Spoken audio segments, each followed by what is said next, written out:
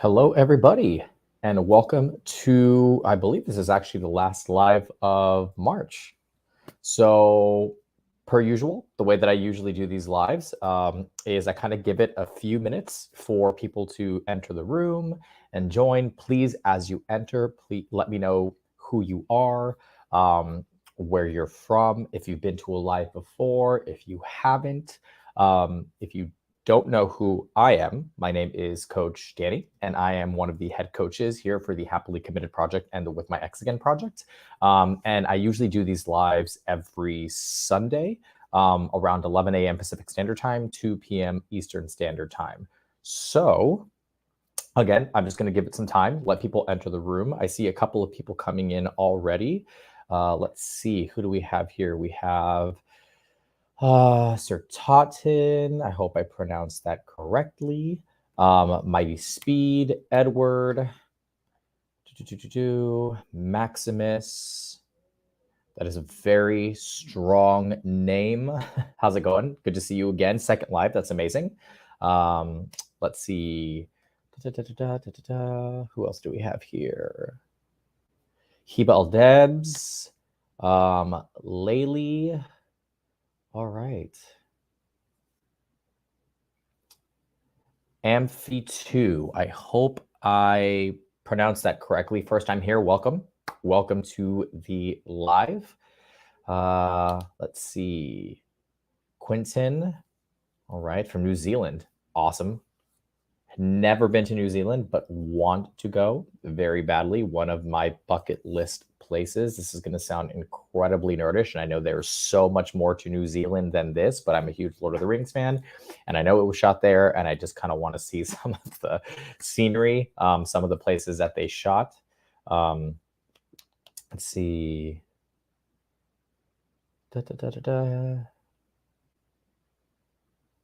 Hi, Coach Jenny. I have a coaching appointment with you tomorrow. I hope it's okay to ask that. Of course. Why wouldn't you be able to? Jason, how's it going, my man? Shweta Gupta, how's it going? Jeff Q, hello. All right, so we have a pretty decent amount of people here on the live so far. South Africa, amazing. From Iran, but you live in Brussels. That is incredible. One of my best friends actually lived in Brussels for a very, very long time. Namibia, the Caribbean. What is up, Caribbean? Christine, hello, how's it going? India, that's amazing. All right, so we have a pretty fair amount of people on here. So let me jump right into the questions, because after all, this is a question and answer live. So again, if you don't know who I am, my name is Coach Jenny. I'm one of the head coaches here for the Happily Committed Project and the With My Ex Again project. And I do these lives every weekend, so every Sunday. I usually do 4 months. So usually the first 2 that I do is just like specific subject matter. So questions that I get in my DMs, via email, YouTube comments, all of that stuff. So for example, if people have questions about infidelity, if they have questions about intimacy, so I'll usually cover those topics towards the beginning of the month. And the last half of the month is a question and answer portion of the lives. So that is what this is. These lives usually run anywhere between 20 to 25 minutes or so. So let me try to jump into some of these questions to answer them as best as I can. I will most likely answer them in order in which they come in. So if I do not get to your question, I apologize. I always do my best to get to as many as I can, but I usually provide my personal work email or my coaching email in the comment box, or you can book a session. I always highly recommend booking a session because everybody's situation is very specific to them. Sure, there is a general overarching theme with a lot of situations when it comes to breakups and relationships and all of those types of things, right? So the fundamental aspects of a relationship, communication, attraction, intimacy, confidence, all of those types of things. But your situation is very specific, and it always helps us as coaches to be able to sit down and have a one-on-one conversation with you to really understand the inner workings and the intricacies of the relationship so that we can really kind of pull it apart, get a better idea of the situation and give you the best recommendation that we possibly can. So if you feel like you did not get a full solid answer, because I also have to keep it a little bit limited, or you feel, or your question just didn't get answered, I will provide you guys with the information for the link for booking a session. And I would highly recommend doing that, guys. I'm telling you, it is life-changing. This is me not trying to like pat myself on the back or anything, but it really helps you to gain a new perspective and feel like you have a more clear understanding of your situation and which direction to go. So let us jump right into it. So the very first one, let's see. So GM from California, my partner stated that she can't do this relationship anymore and needed space. After 2 weeks, she called. We had a week of intimacy and then she was triggered and pulled away again. I see that this is a two-parter, so let me go to the second one as well. Is this an example of hot and cold behavior? I'm confused because she actually commented on my positive changes and mindset shift, and I've respected her boundaries since the initial breakup. Okay, so this is actually something that I see quite commonly. When an initial breakup happens, right? So depending on the circumstance of the situation, the severity of the breakup, the reasons for the breakup, that's going to affect A, how your partner feels about you as an individual, right? Their perspective about you, and B, their perspective on the relationship. It does not necessarily mean that the reason for why they are breaking up with you is because they don't care anymore. That's a common misconception.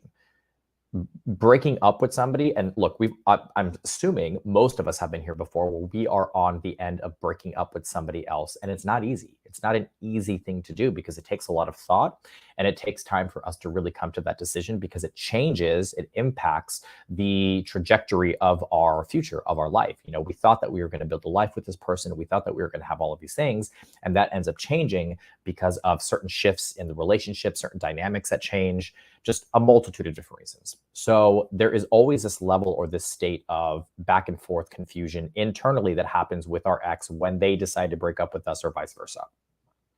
That being said, if you recognize and are consciously aware of the mistakes that you made in the relationship, right? Because a relationship is a two-way street. So there's accountability on both ends. If you are aware of the mistakes that you made and you actively start to make those changes, and your partner witnesses those changes, it influences the way in which they think and they see you post-breakup, which means they feel like there is some hope. They feel like there is the potential for you to change. But here's the rub.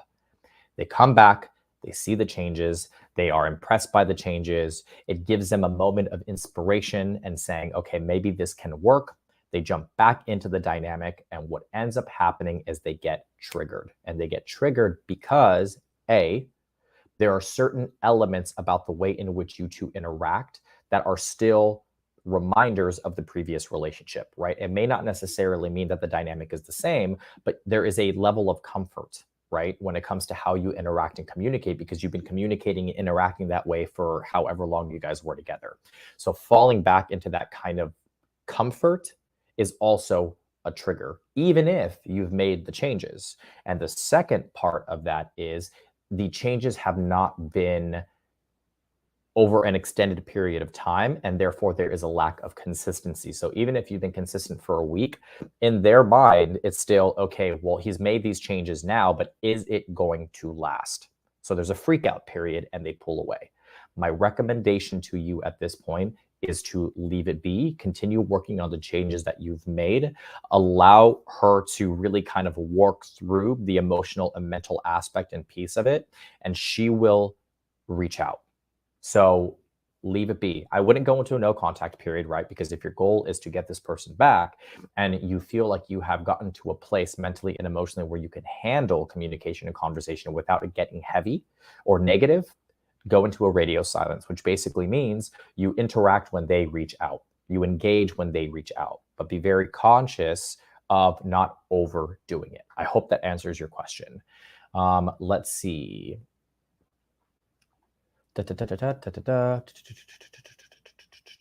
Roxanne from Jamaica, hello. So I'm just going through the comments. This is live, obviously, so you guys have to give me a couple of minutes just to see through all of this. Okay, so let's see. Hiba Aldebs. One Tico from Los Angeles. What's up, man? Or lady? I'm not really sure based on the account name, but I'm also in Los Angeles. So nice to meet you. So Hiba Al-Debs, how to deal with a workaholic husband in a long distance relationship, plus me being jealous of women in his work, plus him blaming me for his lack of calls and messages. So this one is a bit of a loaded question. This is a three-parter, obviously. And here's the thing. There is something to be said about compatibility, right? So if you have a tendency of being a jealous individual, and that comes or stems from insecurities from previous relationships, the history that you have in regards to the dynamics that you've had with other partners, maybe there's been some infidelity in your previous relationships, and therefore you have an issue of being hyper vigilant or hyper conscious of certain behavioral patterns. Being in a long distance relationship is probably not the best thing for you. If you have these insecurities and you feel the need to be in constant contact with your partner and all of those things, long distance relationships make it that much more difficult, especially if you're talking about an individual who has a tendency of being a workaholic. Most people feel that a partner who is a workaholic, they are maybe investing more time into their career because they are bored of the relationship. But the reality is the reason for why they invest so much time of themselves into their career, their job, whatever they're doing, is something that stems from within them, right? It's the feeling to need to achieve something that they have not achieved yet. And they are working towards something to build up their self-confidence. So they put all of their energy and their time into their career because it is one of the things that they feel is something they can control. They can control the outcome or the results within their job because it's something that they are familiar with, they're comfortable with, and they're confident in. So this is a two-parter, right? Based on everything that you've said to me, there's two factors here. Number one is your own personal insecurities around the relationship and how you feel, right? Jealousy of his coworkers, jealousy of the time that he spends with work, jealousy of the fact that he's not spending as much time with you. And in essence, he's kind of telling you that you're the reason for why he's not texting or messaging as much. And it's probably because you've become a little bit needy and clingy because you're not getting what you need from the relationship. You're not getting that attention that you would want. So my recommendation at this point, honestly, would be to take a step back. As difficult as that can be and as hard as that is, which I completely understand, if he is feeling that you are added pressure in his life, he's going to push away. He's going to try to get away from the situation. So if you just stop and pull back and don't give that negative attention that you're wanting because you're really wanting that attention, it will most likely get him to come back as opposed to you trying to claw your way to him, which will end up just pushing him away. So I would just give it some breathing room, let it be. Do not contact him, let him contact you. Let's see. Edward, my wife left on October 29th. I am so sorry, my man. I empathize with you. I know how difficult that situation can be. My recommendation at this point, again, would be a one-on-one coaching session, because in those particular situations, when you're talking about a marriage that ends, there's issues at the root that maybe have not been worked through or uncovered. And that is what I do with my clients. So I would highly recommend booking a one-on-one coaching session. Let's see. Scrolling. Asia, I reached out to my ex after 30 days, no contact, and got no reply. What do I do now? So you are not alone in this. First and foremost, I want to tell you that a no contact period, our minimum recommendation for no contact periods is usually 30 days, right? Because that gives you enough time to really kind of step out of the situation, let the dust settle a little bit, and view things objectively. That does not necessarily mean that the formula works every time. That does not mean that because you waited 30 days, there should be the expectation to get a response after those 30 days. Sometimes it takes 45 days, sometimes it takes 60 days. It really also depends on where your ex is mentally and emotionally. Maybe they are still harboring resentment and frustration and anger about the situation, and that text message actually triggered them a little bit, so they decided to not respond because maybe they don't want to say something they don't mean. Maybe they just don't feel like investing the time in it again because they don't want to get back into that negative headspace. Whatever the case may be, the one thing that I would recommend is do not try again, at least not for an extended period of time. So give it a few more weeks, maybe give it a whole other month before you try to reach out again. And if you reach out again and there is still zero response, leave it be. Let's see, Osik. I hope I said that right. What if I begged and pleaded for 3 months and went into no contact 2 months ago? So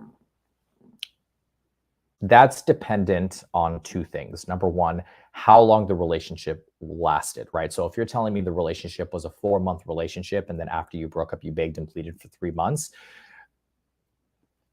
that's a little bit of a tough one, because that means that almost basically 85% of the total that you guys have known each other resulted in you begging and pleading, right? If it was a long-term relationship and you guys were together for a couple of years or whatever the case may be, and you begged and pleaded for 3 months, it also depends on the severity and the level in which you begged and pleaded. Does that mean that you were calling and crying and begging on the phone every time? Were you sending a ridiculous amount of text messages on a daily basis trying to get them to respond to you? Are you showing up at this person's door, knocking on their door with a boombox on your shoulder, playing the most romantic song you can possibly play? Whatever it was, if the level of begging and pleading was intense, 2 months of no contact is probably still not enough. You have to give it a little bit more time. So I would recommend giving it about another month and then making sure and checking in with yourself and gauging how you feel mentally and emotionally. My barometer for reaching out, right? My recommendation to my clients when it comes to reaching out to an ex, if you can sit with yourself and accept the fact that your ex will most likely not respond, right?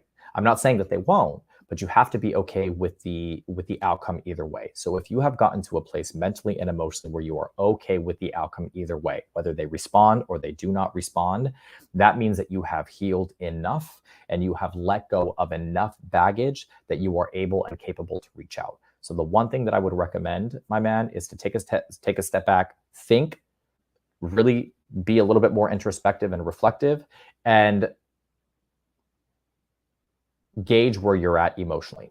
If you feel that by reaching out and you don't get a response, it would be detrimental, you're not ready, give it as much time as you possibly need. I know there is always the fear of that person moving on, but keep this in mind. If you jump into a circumstance before you are ready, you will be leading with fear. And the reason why you're leading with fear is because there is a concern that you're going to lose this person, and you're going to try to do everything you can to not do that, which means you're going to be walking on eggshells. That means you're going to be trying strategies that are not part of your normal, authentic self, which means you're most likely going to lose yourself in that process. You're going to lose your self-identity, and you're going to lose that person anyways. So the outcome will most likely be the same if you are not emotionally and mentally ready to do that. I hope that makes sense. Sir Totten, I'm grateful for what you are all doing on this channel. Oh, thank you, man. That really means a lot. We do this because we love what we do. I do this because I love what I do. And, you know, we're here for you guys. You know, this channel is made for you. We know how difficult it can be to go through a breakup. It can be a traumatic experience. So to have a place where people can come and get their questions answered and feel like they can express themselves and be understood and be heard is what it's all about. So that's what we are here for. 5 months since the breakup. Awesome. Okay, so again, what I would go back to is gauge how you're feeling. If you feel like you are okay with reaching out and it's not going to be detrimental to you, then I would suggest potentially reaching out and keep the initial message pretty casual. Again, it's hard for me to kind of tell you how to text because I would need to know more depth and history about the relationship so I know how to approach it. So I would recommend a one-on-one coaching session, my man. Jason, I'll have another long question in a minute. All right. Clark Etheridge, what does it mean when they say after they've read your letter, 5-year relationship and no contact for 6 months, that they are happy you are doing so well, but not ready to connect at the moment? So that's actually a pretty good sign. It's number one, they're being completely transparent and honest with you about where they are at emotionally. They could have just not responded, right? They don't have to. There is no need for them to respond. they don't have any responsibility towards the relationship anymore. So the fact that they decided to respond and let you know where they are at mentally and emotionally, that's a good sign. It's unfortunate that they have expressed that they are not ready, right, to open up that door again. But the reason for why they may not be ready to open that door is because there are still emotions that are attached there that are triggering, that may affect them negatively. So we have to respect their wishes, right? We have to respect the boundary. And what that person has actually done is set a boundary and said, hey, look, I'm really happy that you're doing well, but right now I am just not ready. And that's okay. They will reach out when they are ready. You've sent the letter, they've read it, they've processed it, they feel good about it, good enough that they responded to you and told you that they are glad that you are doing okay. Now the ball is in their court. As difficult as it may be, because you've already been in no contact for 6 months, my thing that I tell clients all the time is create a timeline for yourself, right? So if you've already been in a 6-month no contact period, then tell yourself, okay, I'm going to give this another 3 months. And if they do not reach out in 3 months, I will reach out one more time and attempt. And then at that point, I will move on from the situation. If you do not give yourself a timeline, it will feel that you are stuck in this like emotional and mental limbo for perpetuity, right? It'll be perpetual forever. So give yourself a goal and a timeline. Decide to reach out again after an extended period of time, but for the time being, leave the ball in their court and see if they reach out to you. Let's see. Maximus. I'm going to write from the heart. I'm so confused and I feel split. My ex broke up with me on the 8th of March. It's been only a couple of weeks in no contact. I'm so sorry, my man. This looks like a two-parter because I see what you wrote. So let's see. Asia, you are very welcome. I've been working on myself and have seen, okay, hold on. I think this is a long one. Okay, let me try to read this really quickly.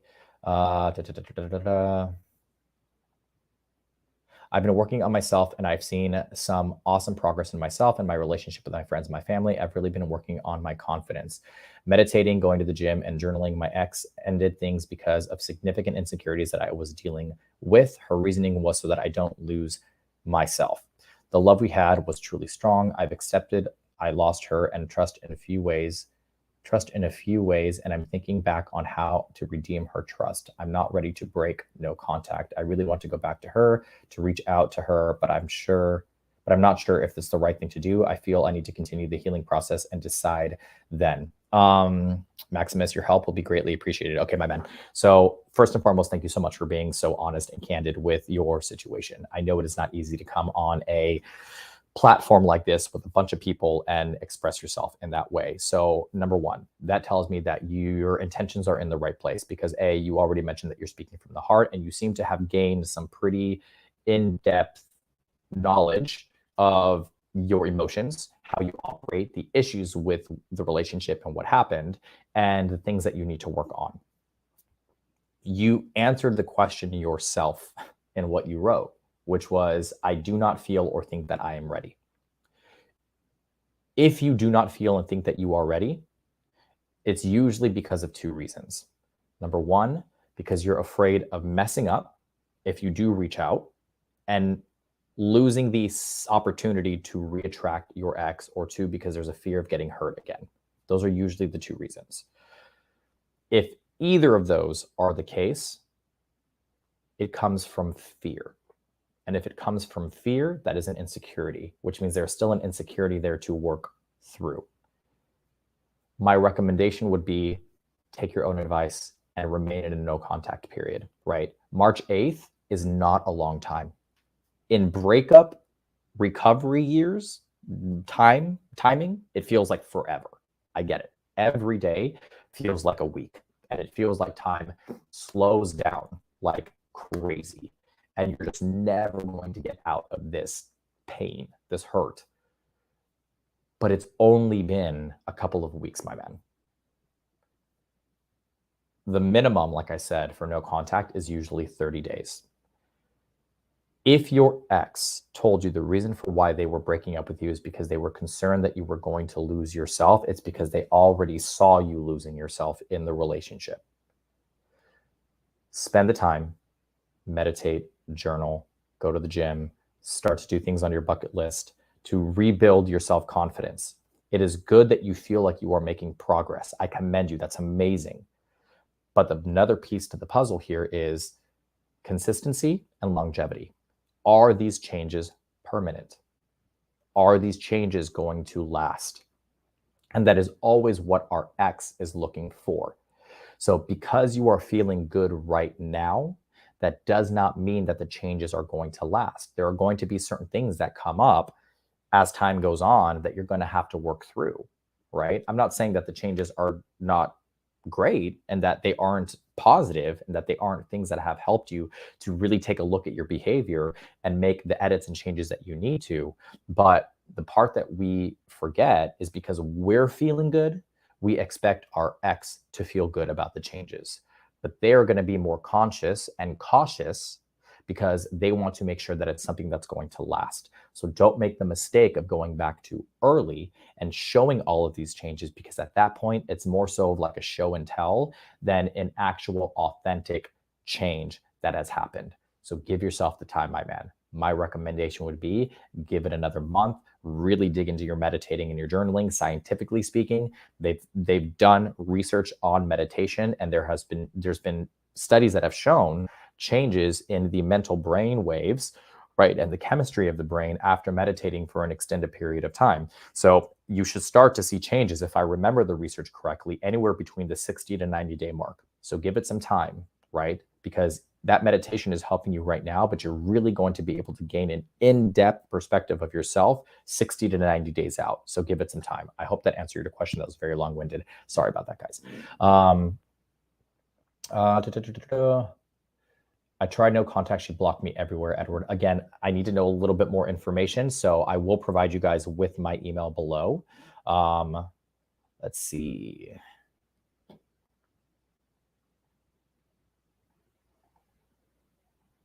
Hiba Aldebs, I believe I already answered your question.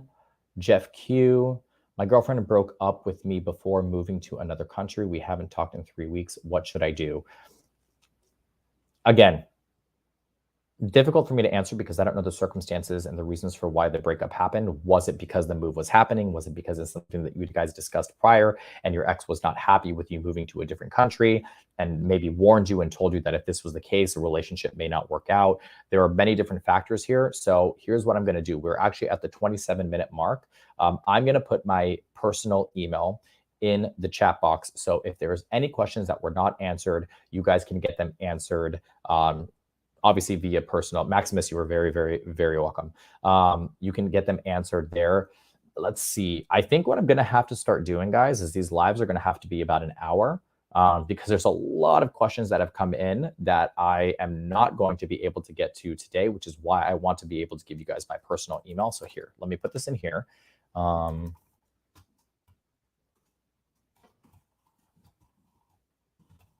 Okay, so that is the email that you guys can reach out to. And here is the other thing. I'm going to put in here a link for the one-on-one coaching sessions so that you guys can book a coaching session if you feel like obviously you need a little bit more information. Again, I'm telling you guys, it is absolutely worth it. It is something that I recommend for everybody to do because it'll help to change your perspective and it'll give you clarity on your situation. And, you know, I mean, all the clients that I have worked with, I feel like there has been significant changes that have happened. So, you know, I can only speak from my experience, and I guess my clients can speak from their own personal experience. So let's see. Okay, so those are the links for the coaching session. I would highly recommend booking a one-on-one coaching session. So again, it's been a pleasure being here with you guys. I am sorry if I did not get to all of your questions. Again, I think obviously, you know, I'm very hyper vigilant and I am observant of these types of situations and I make changes where I feel like it's necessary. Barbara, I have not answered yours. There was a lot of questions that have come through, which is why I left my personal email on there. So if you feel like you need to reach out to me personally, I provided that email so that you can reach out to me. That being said, 25 minutes is not enough for these types of lives. So what I think I'm going to be doing from now on is these lives are going to be about an hour long so that I can get through to all of you as best as I can, right? Because there's only one of me. And if I'm sitting here answering a multitude of questions, it's going to take some time. So again, you have my information in the chat box. There's also the link to booking a one-on-one coaching session. I will see you guys on the next live next Sunday. If you guys have not subscribed to the email list, subscribe to the email list because you will get information about each one of these lives every single week. Whenever I run a coaching, promotion, you guys will get the emails for that too. Every so often, I'll run a $99 30-minute coaching session. So be on the lookout for that. So I would highly recommend heading over to the channel and subscribing to the email list, heading over to the website, subscribing to the email list, and all of that. And you guys will get all the information necessary that you need for these lives and for any promotional coaching sessions that are going on and any new products that come out, any new trainings that we create. That being said, it was amazing being here with you guys. I will see all of you guys next week, and I hope you guys are having a happy Sunday. See you later.